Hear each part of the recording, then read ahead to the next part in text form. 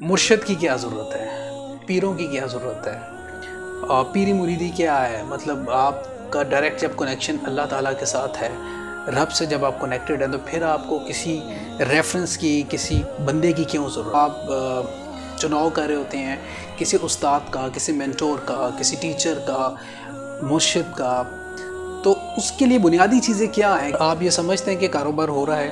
بہت ہو رہا ہے، بہت ہو رہا ہے، دکانیں کھلی ہوئی ہیں، بہت زیادہ کھلی ہوئی اور ہیں، جگہ جگہ لوگوں نے آستانے بھی کھولے ہوئے ہیں، بالکل، اور اس کو لوگ بزنس سمجھ کے کر رہے ہیں۔ آپ یہ سمجھتے ہیں اس بات بالکل کو؟ ایسا کر رہے ہیں، اور یہی لوگ ہیں جو اولیاء کرام کو، بزرگان دین کو بدنام بھی کر رہے ہیں، یہ بھی ماننے والی بات ہے۔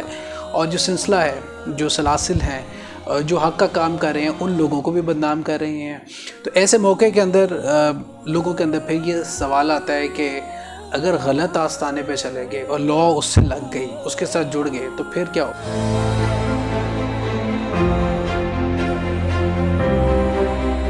بسم اللہ الرحمن الرحیم، السلام علیکم ناظرین، میں ہوں آپ کے ساتھ آپ کا میزبان فرحان خان۔ ناظرین، آج کا پروگرام بڑا اہم ہے اور ایسے سوالات لے کے ہم حاضر ہوئے ہیں کہ جو ہر ذہن میں سوال گردش کرتے رہتے ہیں، ایسے سوالات، اور یقیناً ان کے جوابات کے لوگ منتظر بھی ہوتے ہیں۔ آج ہمارے ساتھ ہمارے مہمان، انتہائی قابل احترام مہمان، جن کو ہم نے زحمت دی ہے، جناب پیر محمود فرید الدین صاحب ہیں۔ آپ زیب آستانہ خواجہ محمد یار فریدی سے آپ کا تعلق ہے، اور آپ چیئرمین صوفی مجلس عمل پاکستان کے چیئرمین بھی ہیں۔ سر، ویری وارم ویلکم، السلام علیکم، کیسے ہیں حضور؟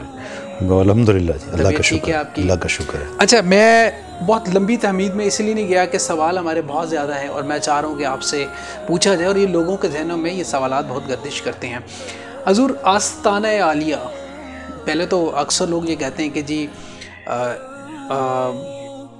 مرشد کی کیا ضرورت ہے، پیروں کی کیا ضرورت ہے، پیری مریدی کیا ہے؟ مطلب آپ کا ڈائریکٹ جب کنیکشن اللہ تعالیٰ کے ساتھ ہے، رب سے جب آپ کنیکٹڈ ہیں، تو پھر آپ کو کسی ریفرنس کی، کسی بندے کی کیوں ضرورت ہے؟ یہ سوال بڑا اہم ہے، اس کا جواب ذرا عطا فرمائیں۔ اس کا جواب یہ ہے کہ جب آپ کسی کام کو کرتے ہیں یا کسی کام کے ذریعے آپ کو ابتدا کرتے ہیں، یا کوئی بھی ایسا آدمی جو ارادہ کرتا ہے، مرید کا مطلب ارادہ کرنا، ٹھیک ہے۔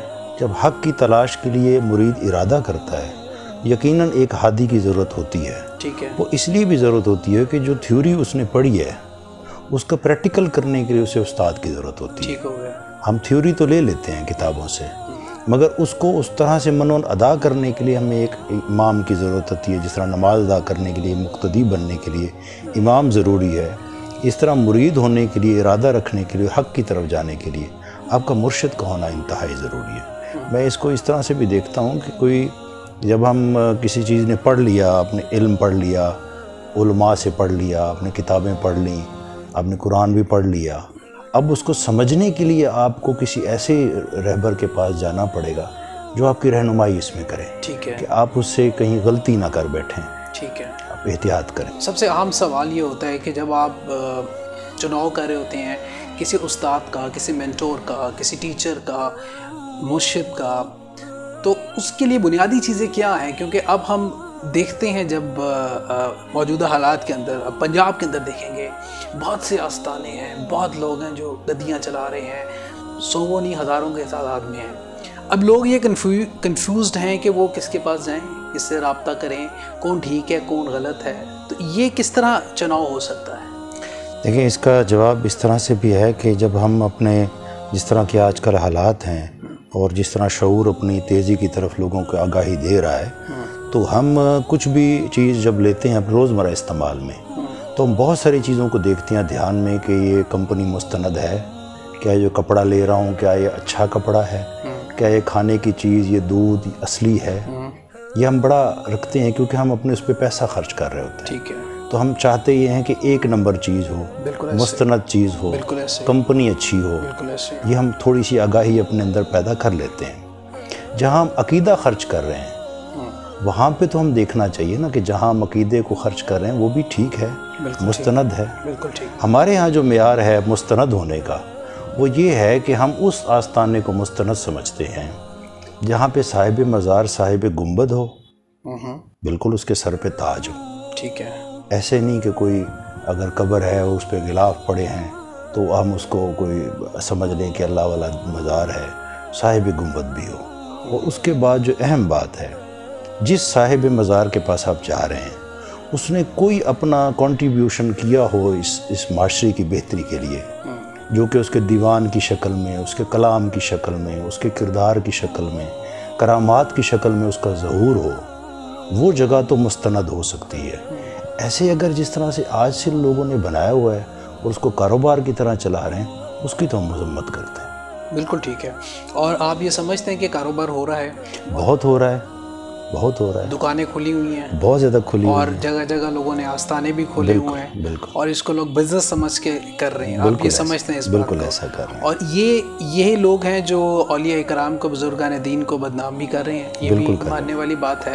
اور جو سلسلہ ہے، جو سلاسل ہیں، جو حق کا کام کر رہے ہیں، ان لوگوں کو بھی بدنام کر رہے ہیں۔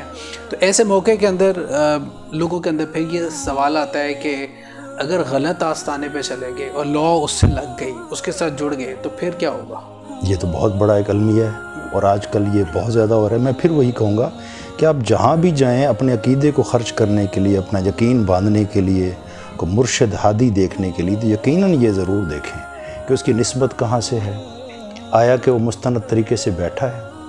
اس کی مثال ایک چھوٹی سی میں آپ کو دوں گا کہ آپ جب جاتے ہیں ڈیوو کے اڈے پہ، آپ اپنے ٹکٹ خریدتے ہیں اور اپنی سیٹ پہ جا کے بیٹھ جاتے ہیں۔ آپ نے کبھی یہ نہیں دیکھا کہ ڈرائیور سے میں پوچھوں کہ یہ آج چلا رہا ہے گاڑی یا پہلے بھی کبھی چلائی ہے؟ بھائی میں نے اس پہ جان اس کے حوالے کر دی، کیا اس کو چلانی بھی آتی ہے کہ نہیں آتی؟ آپ کبھی نہیں پوچھتے، صرف یہ آپ کو یقین ہوتا ہے کہ یہ کمپنی مستند ہے۔ ڈیوو نے کبھی غلط آدمی کو سٹیئرنگ پہ بٹھایا نہیں ہے۔ بالکل ٹھیک ہے۔ تو اسی طرح سے جو مستند آستانے ہیں اور ان کے جو سجادہ نشین ہیں، وہ مستند لوگ بیٹھے ہیں۔ ابھی جو گلی محلے میں بابا جی بن کے بیٹھے ہوتے ہیں، نہ تو ان کے پاس کوئی سند ہوتی ہے، نہ ان کی کوئی تاریخ ہوتی ہے، اور نہ ان کا کوئی مستقبل ہوتا ہے۔ یہ صرف کھلواڑ ہے جو آج کل ہو رہا ہے۔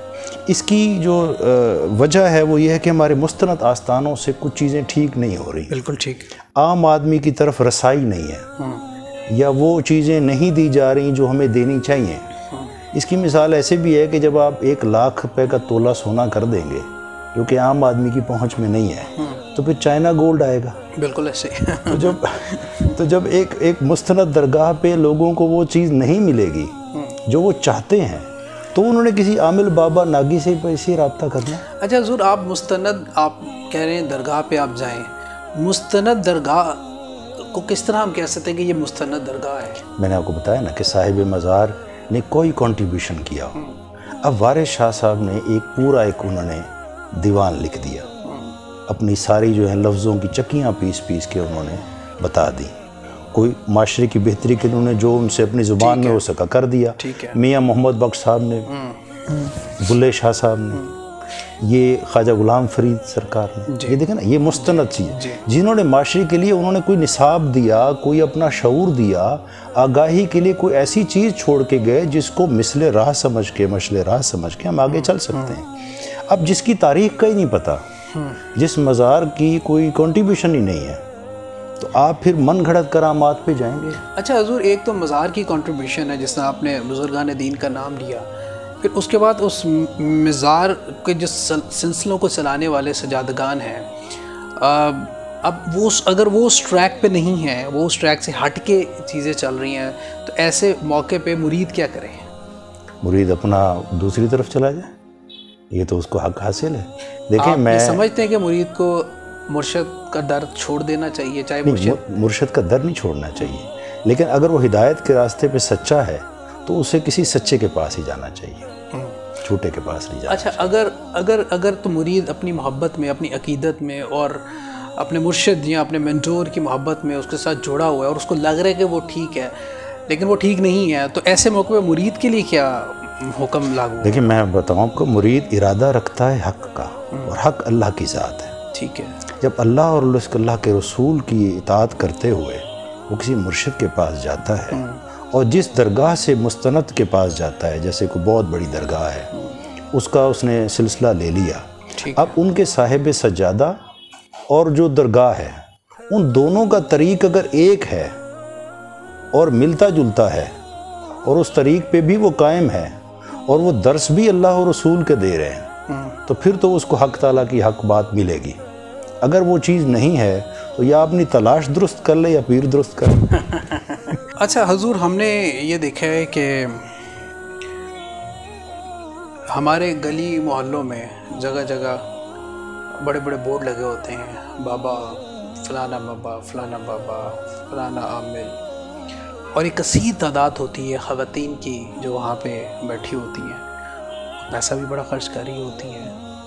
تو یہ لوگ جو جانے والے جو جا رہے ہوتے ہیں وہ تو ظاہری بات ہے، آپ کو پتہ ضرورت مند دیوانہ ہوتا ہے، وہ اپنی مشکل کو اپنی مجبوری کو جا رہا ہوتا ہے۔ ہم کیا کر سکتے ہیں ایسے جو بابے ہیں جو دکانیں لگا کے بیٹھے ہوئے، ان سے لوگوں کو روکا کیسے جا سکتا ہے؟ دکاندار کی بات کروں میں کہ جہاں تک بات اخلاقی طور پہ اور معاشرتی طور پہ ان کی مذمت کرنے کی ہے، وہ تو ہم بہت کر رہے ہیں، اور کوئی بھی انسان یا پاکستانی شہری یا رہنے والا بسنے والا سوسائٹی کا اس چیز کو اچھا نہیں سمجھتا، لیکن کیا وجہ ہے کہ ہم پھر بھی ان کو ہم روک نہیں پا رہے؟ وہ کہیں نہ کہیں کسی نہ کسی طرف سے نوسر بازیاں کر کے، یہ چولا پہن کے، یہ درویشوں کا بابوں کا ان عقیدوں کے ساتھ کھلواڑ کرتے ہیں، اب بالخصوص کردار کشیاں بھی بہت زیادہ کرتی ہیں۔ یہ بھی میں نے دیکھا ہے کہ اس چیز کو مس یوز بھی بڑا کیا جا سکتا ہے۔ تو اس پہ دو ہی راستے ہیں، ایک تو قانونی طور پہ ہمیں مضبوط ہونا چاہیے، قانون اس بارے میں کوئی حکمت عملی وضع کرے کہ اس کا کنڈیم کیا جائے، جس طرح فوڈ اتھارٹی ہے کہ کوئی باسی کھانا اگر دیتا ہے کوئی ریسٹورنٹ تو قانون اس پہ سرزنش کرتا ہے، اسی طرح سے اس پہ بھی قانون کو سختی کرنی چاہیے تاکہ وہ اس طرح کے کام نہ کیے جائیں۔ باقی مذہبی طور پہ بھی ہم اس کو مذمت کرتے ہیں اور صوفیاء بھی اس پہ مذمت کرتے ہیں۔ بالکل۔